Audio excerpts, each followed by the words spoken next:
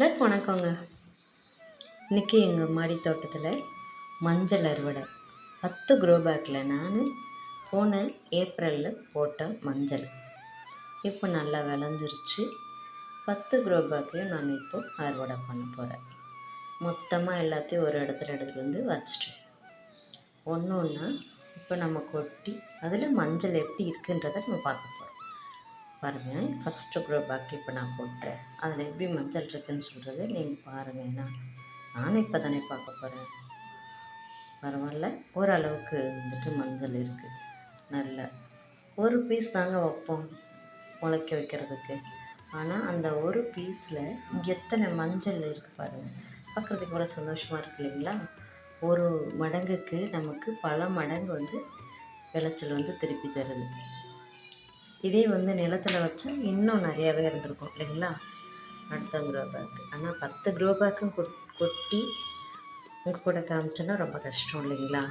ரொம்ப டைம் ஆகும். ஒவ்வொன்றையும் வந்து கொட்டி அதுக்கப்புறம் அதை வந்துட்டு நான் எடுத்து உங்ககிட்ட காமிக்கிறதுக்குள்ள ரொம்ப டைம் ஆகும். அதனால் ஓரளவுக்கு நான் வந்துட்டு எடுக்கிறத உங்கள் கூட காமிச்சுக்கிறேன். இது பார்த்திங்கன்னா 2வது க்ரோ பேக்கு. ஆனால் க்ரோ பேக்கில் தாங்க வந்து நல்லா வளரும்.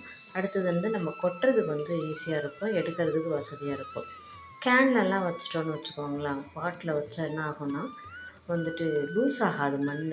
நம்ம கொட்டி எடுக்கிறதுக்கு இந்த மாதிரி வந்து ஈஸியாக கொட்டுறதுக்கோ அல்லது வந்துட்டு லூஸ் பண்ணி விடுறதுக்கோ முடியாது. ரொம்ப கஷ்டம். அதனால் நான் க்ரோ பேக்கில் தான் போடுவேன். நீங்களும் போடுறதா இருந்தால் க்ரோ பேக்லேயே போடுங்க. 2 க்ரோ பேக்கில் இருந்த மஞ்சள் இதுங்க. ஒரு 1/2 கிலோ இருக்குங்க, அவ்வளோதான் இருக்கும். ஆனாலும் பரவாயில்ல இல்லைங்களா? ஒரு சின்ன பீஸ் விரல் நீட்டு வைக்கிற பீஸ்க்கு இவ்வளோ மஞ்சள் நமக்கு கிடச்சிருக்கு இல்லைங்களா? அடுத்தது இந்த 3வது க்ரோ பேக்கு.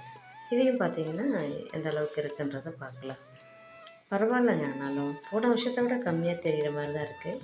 பட் இருந்தாலும் நம்ம பச்சை மஞ்சளுக்கு விளைச்சல் நல்லா தானே வந்திருக்கு.